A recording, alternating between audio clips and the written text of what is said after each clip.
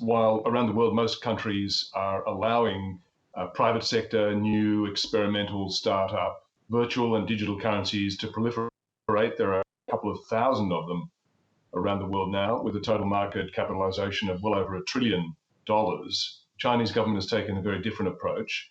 It's banned all of those and is only going to allow the use of one digital currency, and that's going to be the official currency issued by the Chinese Central Bank, the People's Bank of China. It's been called interchangeably either the digital yuan or the digital renminbi.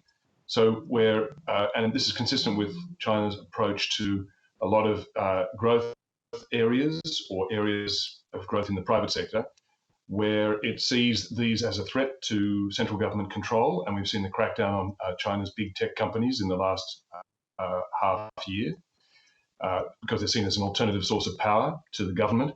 But instead of allowing that to happen, what China is doing, especially with digital currency, digital yuan, is to potentially turn that into a source of extended central government control.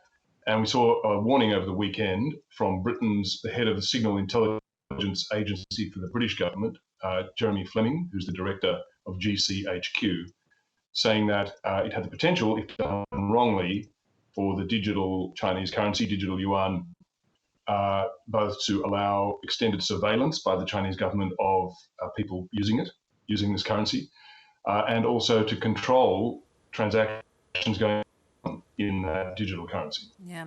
So are we looking at, I mean, it's interesting to how the concept of a digital currency would allow, infiltration into other countries or spying on other countries. How does he see that happening? Well, the technical details of how it would work for someone on a higher pay grade than mine, Bev. I'm with you. But yeah, good, thank you.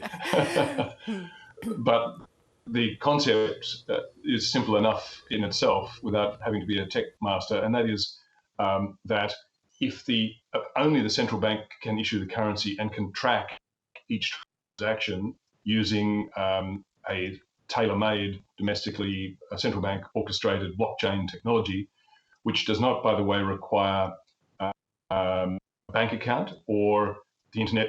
I mean, you need the internet to check that your transactions happen, but the transactions itself do not require an internet connection. That would theoretically allow the Chinese government to control who can use the currency and for what purposes. China's state-controlled media has said that the digital yuan would be used, and they've said this very openly, to control illicit activities, money laundering, organized crime. But you can also be pretty sure that a high priority of the government's would be to control transactions by people and entities that are not seen as friends of the Chinese government. To an extent, the US already uses its status as holder of the global reserve currency, the US dollar, to do the same thing. It shuts out countries, it puts sanctions on individuals, banning them from the US dollar banking system and the SWIFT international payment settlement system. What China is doing now is saying, we don't want to be beholden to your system. We don't want to have to do business in your currency. We want to be able to use a currency that we alone control. And the implications of that, of course, are that it could insist on its currency being used in transactions with foreign companies and foreign governments as well.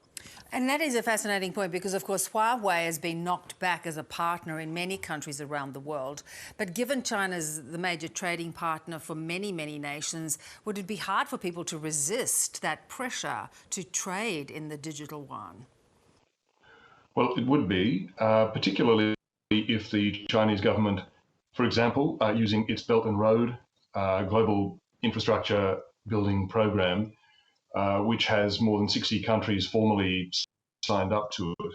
If the Chinese government is dispensing loans or grants or other forms of finance to those countries, it could quite conceivably insist that those countries accept that money in the form of the digital yuan.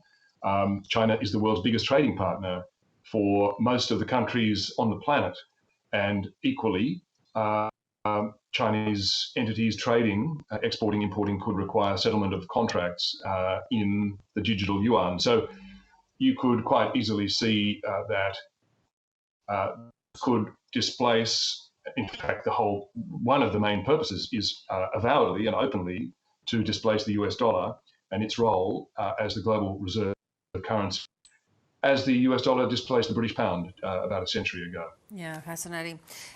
When you're looking at that kind of influence there that China increasingly has in other nations, though, potentially, when you look at Australia, the US, Japan, they're teaming up to build underwater internet cables for some specific nations to try and counter China.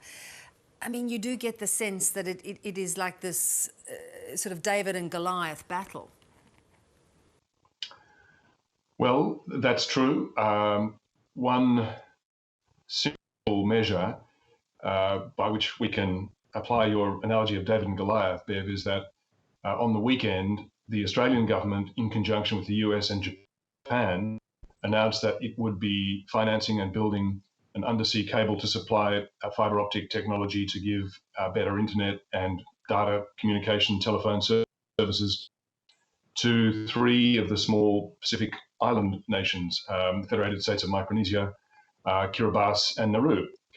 Now, that's going to cost about $30 million. Australia's done a similar thing that cost a couple of $100 million to lay an undersea cable that would include PNG and improve services to it. So all of that, all up, will be less than $500 million Australian dollars. Last week, China published its digital infrastructure budget for the next 5 years, including 2 new ground stations, land bases for undersea cables running through the South China Sea and the East China Sea. China's big telecom companies, state-controlled telecom companies, last year laid 31 new undersea cables, and its budget for the year ahead, 5 years ahead, for digital infrastructure, including submarine cables, was published at the equivalent of 570 billion US dollars. It's close to $1 trillion Australian dollars, and that's just for digital infrastructure for China. So the scale of the ambition and the scale of the funding really is David and Goliath, and really the only way that Australia can even begin to be a player in this business is because it is teaming up with other countries, including the US and Japan, which, if you combine them, the power of those countries together starts to make it a bit more of a contest. Peter, yes, quite a scale, as you point out, so something to contend with. Thank you so much for that and for your contributions throughout the year. It's been wonderful. Thanks so much. It's a pleasure, Bev, and I hope we get some better news to report in 2022. Let's hope so indeed.